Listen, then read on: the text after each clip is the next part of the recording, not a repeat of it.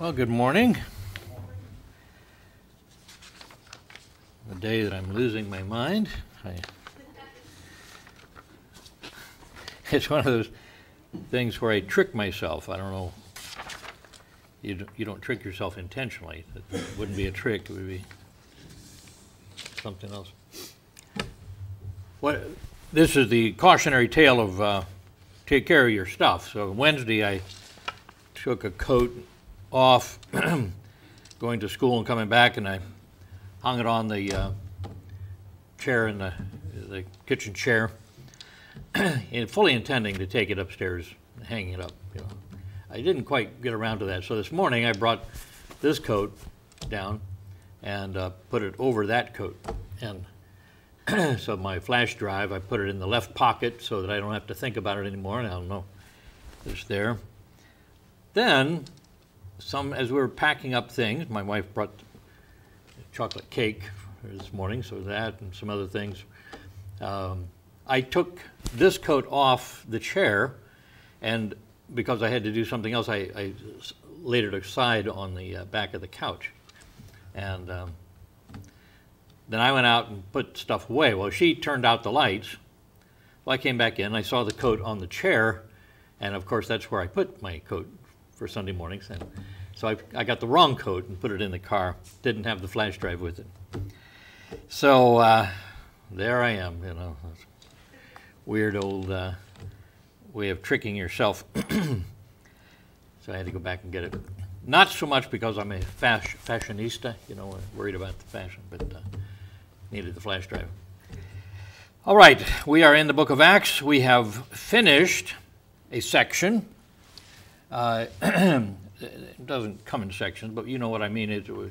The outline here has finished. We've looked at Paul's first missionary journey, and then we just finished the Jerusalem Council time. All right, we come now to point C, and that is Paul's second missionary journey, cleverly named because it came after the first missionary journey. And this will take us through chapter 18. F.F. Bruce puts this at about AD 49 to 50. I give you these dates because I want you to see AD is, of course, Anno Domini, meaning the year of our Lord. And that is, a little kid, I thought it meant, you know, BC was before Christ and AD was after death, but that actually is not correct. It's actually the year of Christ. He would have died, you know, about AD 30 or something like that. But anyway, this is only 20-some years after Christ's death. So things are moving pretty quickly. God is at work, and so we'll see how this worked. They've come back from the Jerusalem Council. Things worked out very well. God had a loving response from the people that were there and involved, and they didn't get huffy and puffy and say, how dare you criticize us, and all this kind of stuff. They said, we appreciate you coming, and here's letters of tell about how sorry we are. So now they're looking around, they're doing the work there at Antioch, and we see the opening events. The first came about with a dispute, and so the dispute is with Barnabas, of all people. Barnabas, that congenial fellow, the son of comforting, you know, he gets along with everybody and so on, but dispute. Actually, it's his kindly spirit that led to this dispute. And we see the missionary trip is proposed in verse 36. Paul's initiative and Paul's intention, the first part of verse 36 says, and some days after the Jerusalem Council thing, Paul said unto Barnabas, let us go again and visit our brethren in every city where we have preached the word of the Lord. He says, let's go back. His heart went out to those churches, new churches that they had started in their first missionary journey. And he says, I just wonder how they're doing. I worry about them. Maybe we can help them. And So let's go again, visit them, and see how they're doing. And his intention, and see how they do. That was why he wanted to go. Now, of course, along the way, they'd be preaching, hoping to build these churches up and getting new churches. But you set out on these things. And how they do is more literally how they have, or how they hold, meaning how they hold to their new life. And that's your concern with the new believers. Well, the missionary trip is proposed, but the missionary trip has a problem. That is the tentative disagreement, what Barnabas determined. And I say that specifically because of the way the scripture reads. Barnabas determined to take with them John, whose surname was Mark. Now you remember, Mark was his sister's son. And natural affection might have led him to this partiality. This word determined, he determined to take with them John, is the word leo, meaning to determine something as so. And the aorist tense indicates a one-time determination. So he had made up his mind. Great, well, this will give us a chance to give my nephew another chance to do a good job. What Paul determined, on the other hand, but Paul thought not good to take him with them, who had departed from them from Pamphylia, and went not with them to the work. So thought not good is Strong's axiao, meaning judged not worthy. Now, he was just the guy that comes and helps out, goes fetches something, go see that person, go get this, bring us something. But not worthy to take on the trust of being a faithful sidekick. Or thought not fit. The imperfect tense indicates a continuing process of thinking. So here's the continual thinking bumping up the already determined what we're going to do thinking. So that's the tentative agreement. They're talking about it. But we find now the total disagreement. And the contention was so sharp between them that they departed asunder one from the other. Now, this is not a good thing, the way this reads. It sounds like this is something that could have been prevented, and somebody give a little bit and so on. Something could have happened here. Contention is the Greek word paroxysmos. We get our word, it means provocation, and we get our word paroxysm from it. If a person just throws a fit there, have a paroxysm. It comes from this. Now, a good sense of the word is found in Hebrews 10:24, provoke. There it says, provoke one another to love and good works. Excuse me. Now, I want to give you a couple of thoughts about this. The normal thought about this is suggested by Matthew Henry. Matthew Henry suggests, neither would yield, therefore there was no remedy, but they must part. We see that the best of men are but men, subject to like passions as we are. Perhaps there were faults on both sides, as usual in such contentions. Christ's example alone is a copy without a blot. Yet we are not to think it strange if there are differences among wise and good men. It will be so while we are in this imperfect state. We shall never be all of one mind till we come to heaven. But what mischief the remainders of pride and passion which are found even in good men do in the world, and do in the church. Many who dwelt at Antioch, who heard but little of the devotedness and piety of Paul and Barnabas, heard of their dispute and separation. He's imagining this, And thus it will be with ourselves if we give way to contention. Believers must be constant in prayer that they may never be led by the allowance of unholy tempers to hurt the cause they really desire to serve. And this is generally the way it's thought, because they had a disagreement, they were contentious about it, the contention, the paroxysm. However, good old Adam Clarke, he had a very different interpretation here. He says, for all this sentence, there is only in the Greek text agonekto, and he gives the Greek words. There was therefore a paroxysm, an incitement, a stirring up. And he talks about how that word came from para, intensive, and axuno, to whet or sharpen. So there was a sharp contention. He asked this question, though. But does this imply anger or ill will on either side? He says, certainly not. Here these two apostles differed and were strenuous, each in support of the part he adopted.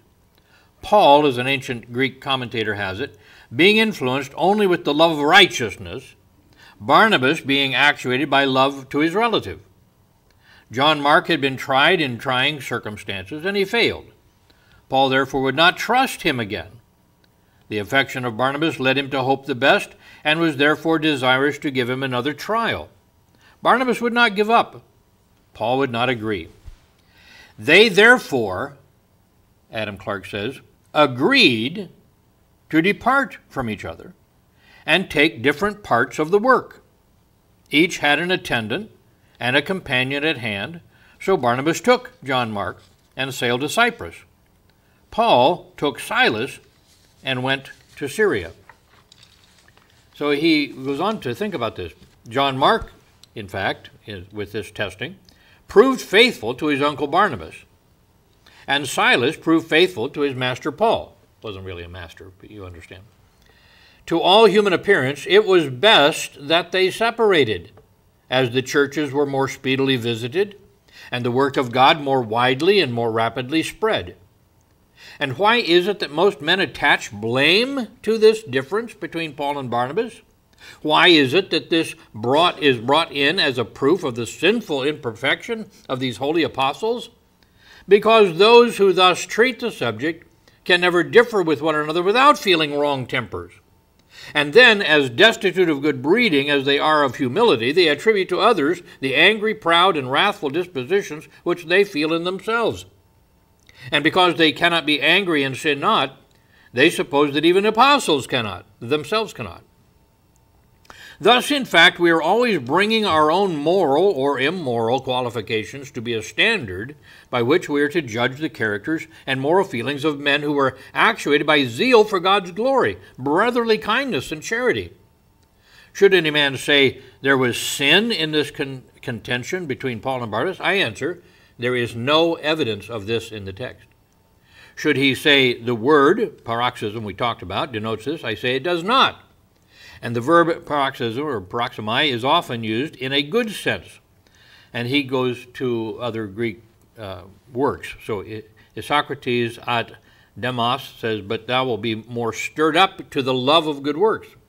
And such persons forget that it is this very form used by the apostle himself in Hebrews 10:24, which these objectors would be highly displeased with me, were I to translate, let us consider one another to an angry contention of love and good works. He says if I translate it like that, they get all over me. But that's the same word. From these examples, he concludes, it appears that the word is used to signify incitement of any kind, and if taken in a medical sense to express the burning fit of an egg, I don't know what ag is. It's feeling bad. Yeah. It is also taken to express a strong excitement to the love of God and man, and to the fruits by which such love can be best proved. And in the case before us, there was certainly nothing contrary to this pure principle in either of these heavenly men. Well, I kind of like this. I kind of like the idea that we can see in this not the example that well, you know, just men after all, you know, put their togas on just like we do. I don't know if they were togas, but it's one of those things where this sounds to me that he has a better idea, and certainly if we can think better about people, if that's just a choice, let's just do that. All right. So, with this, and by the way, and he's right about this thing, there's nothing about sin in this. There's nothing like, well, if you take him, don't you dare go to those churches that we visited before, you know. No, nothing like that. Both seem to be, everybody sent off just fine. Nancy? Isn't it better to argue or to disagree and to leave each other? And what? And leave each other. Yeah. Instead of disagree and come to blows. Oh, yeah. Oh, right. Right. So it seemed like they agreed to disagree about John Mark and said, well, then how we get this job done? And, well, you know, Silas is right here at hand. He volunteered to stay when he came down from the Jerusalem church. And he's also a Roman citizen. So, you know, it sounds to me like they worked it out and decided to do it this way. But he was determined to give John Mark another chance. All right. We find then the missionary trip proceeded. First of all, the departure of Barnabas and Mark. So Barnabas took Mark and sailed into Cyprus. They had done that earlier. Everybody there would remember Barnabas and John Mark. The decision of Paul, his chosen companion, and Paul chose Silas and departed. My evaluation is Silas was undoubtedly a good choice. He was a Jerusalem believer, sent as a representative of the letter to the Gentiles. He was named in the letter. He was a Roman citizen like Paul. We'll find this out in the next chapter. Some believe his name indicates he was a Hellenistic Jew, having some knowledge of Gentile ways. Hellenistic Jew would be a Jew that didn't grow up in Jerusalem, though he was there at the time, but grew up around Gentiles and would not be so prejudiced against them. So, that was his chosen companion, and we have his church commendation. And so evidently Paul asked, well, if we take two teams, who should I take with me? And verse 40b says, being recommended by the brethren unto the grace of God. So I don't know whether he was recommended to Paul, or Paul said, what do you think about this? And they said, okay, that's great. Let's pray for him, send him off with our blessing, commend him into that. Recommended here is to give over into one's power or use. It is usually translated deliver, as to deliver a person to prison, or as Judas delivered Christ to the authorities. So here, the church, Paul and Silas, are delivered into the hands of God. This is certainly, as we did with Pastor Miru, we knew what his intention was and where he was going to go, but we committed him into the hands of God to get everything done that needs to be done. We can see other uses of this delivery in the near context. 14:26, then sailed to Antioch, from whence they had been recommended or delivered to the grace of God for the work which they fulfilled. When they returned back to Antioch, it's called the place where the church had delivered them into the hands of God.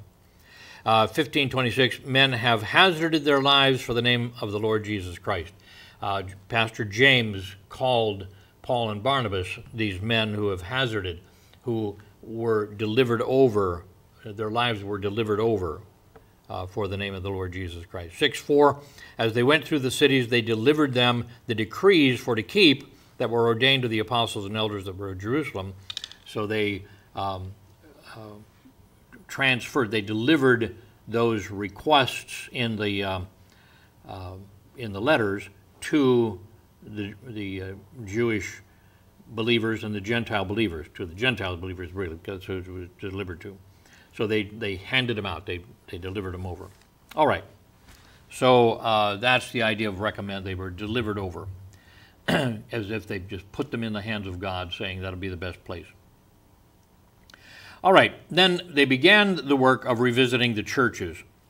Now, Silas did not take the place of John Mark, but it's just, I think, foolish to go on a trip like this as one person. Paul would not be beyond the bravery to do such a thing, but just too much is involved. So he chose a companion, but they still needed, if they could, some young guy who could go fetch this and go do that and could learn the work in the midst of it and so on. And this is what happens next. So we see the lad received, revisiting the churches, a lad received in chapter 16. We find Timothy is found, chapter 16, verse 1. Then came he to Derbe and Lystra, and behold, a certain disciple was there named Timotheus, the son of a certain woman who was a Jewess and believed, but his father was a Greek. So Timothy's family had received Christ, we find later, had received Christ on a previous visit to Lystra. Paul talks about this in 2 Timothy, 1 Timothy, and so on. We believe that he was from Lystra and not from Derbe. They came to these two places together, but we think that he came from Lystra because in Acts 24, there are the names Gaius of Derbe and Timothy, not Gaius and Timothy of Derbe. So inferring that Timothy was not of Derbe. Paul called him his beloved and faithful child, the Greek teknon, the child, not son, in the Lord. His mother Eunice and his grandmother Lois were saved first before Timothy was saved. We find this in 2 Timothy 1:5. His father was a Greek and uncircumcised, so Timothy was uncircumcised.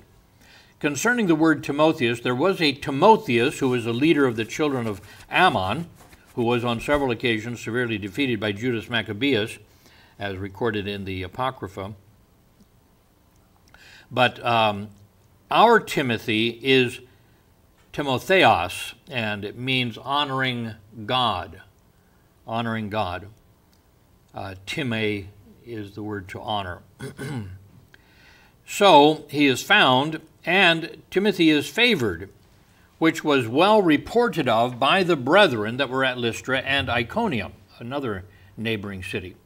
Well reported of is a point strongly emphasized in the New Testament as essential for Christian workers. If the first impression, you walk into another town and somebody says, oh, you brought him, he's the troublemaker, you've handicapped yourself quite a bit. So we find that it's Timothy here that takes the place of John Mark for Paul's team. The circumcision of Timothy seems unusual. I haven't got there yet. Timothy is fitted. Him would Paul have to go forth with him, and took and circumcised him because of the Jews which were in those quarters, for they knew all that his father was a Greek. So he has him circumcised. We find that unusual, considering that Paul had a strong resistance to the circumcision of Titus, and that's explained over in the book of Galatians. However, in those passages, he's dealing with it as a requirement for the salvation of a Gentile. And Titus then did not have a Jewish background. But Timothy had a Jewish mother. And in the thinking of the day, you were the race or the condition or the status of your mother. It's always been that there was no question who the mother was, even if there's a question of who the father was. So the actual state of who you were considered was determined by the mother. So Timothy had a Jewish mother, which qualified him as a proselyte to speak the scriptures concerning our fathers. He could speak of our fathers, and that would be all right. Paul and Timothy were both committed to self-sacrifice for the sake of the gospel. Timothy was probably ordained at this time. We have a reference back in 1 Timothy 4:14, speaks of his ordination by the board of elders, the presbytery, and in 2 Timothy 1:6, Paul includes himself in the laying on of hands. So that would probably be done in his local church. The former verse mentions, in the 2 Timothy, mentions the gift of prophecy. Paul's immediate decision to include Timothy probably came because of a message from God by prophecy. That is, somebody in the church had the gift of prophecy, where he got a message from God, was able to say it in the common language, and that would be something like, I have a message from God. He says, you should probably take Timothy with you. We probably wouldn't have said probably if it was from God. Take Timothy with you. So this phrase, his father was a Greek, it uses the imperfect tense as if to say his father was being a Greek, which is an odd way of thinking about his ethnic status. So, but we take this to mean that this is probably referring to the fact that his father was dead. So I've thought quite a bit about this whole thing where you think about this. Here's a mother has a young man, and he's helping out and doing good things. Then it comes up that she just bind him up with this guy that they met before, send him off into who knows where, who knows what's going to happen. That would be quite an act of faith on her part. On the other hand, she had married a Greek man who did not share her faith. We know this because Timothy hadn't been circumcised. She knew that one of the things that he needed was a strong spiritual father leader. And so taking her heart in her hand, I think, she said, I'm going to send him on the mission field, I'll be happy with this. No question about Timothy's resolve. He's ready to, as a grown person, ready to be circumcised at days of pain and agony and healing. So Paul takes him on. And in a sense, you think about him stepping into the role of father. I think he did this intentionally. He did this with full understanding of what was going on.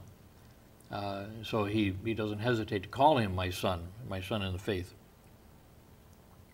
All right, so they are there. We find that the letter is read.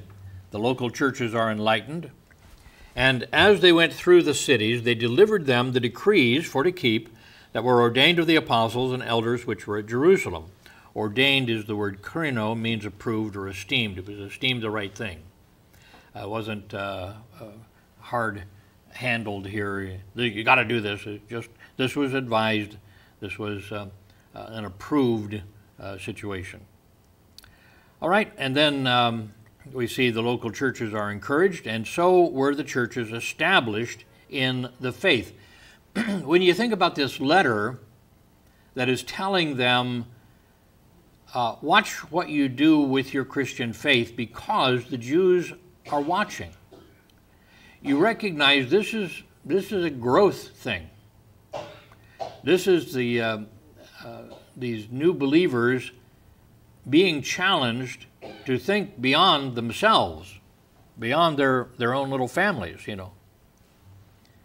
Think about what it looks like, what they're doing.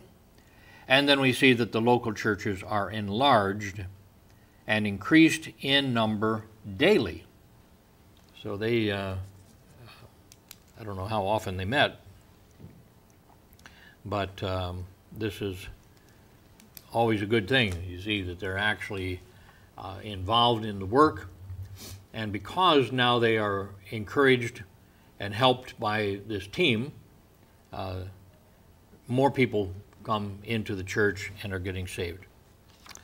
All right, we'll stop there and move on to the Macedonian vision next. The part of the trip Paul hadn't imagined. Any comments, questions on what we've been looking at today? Yeah.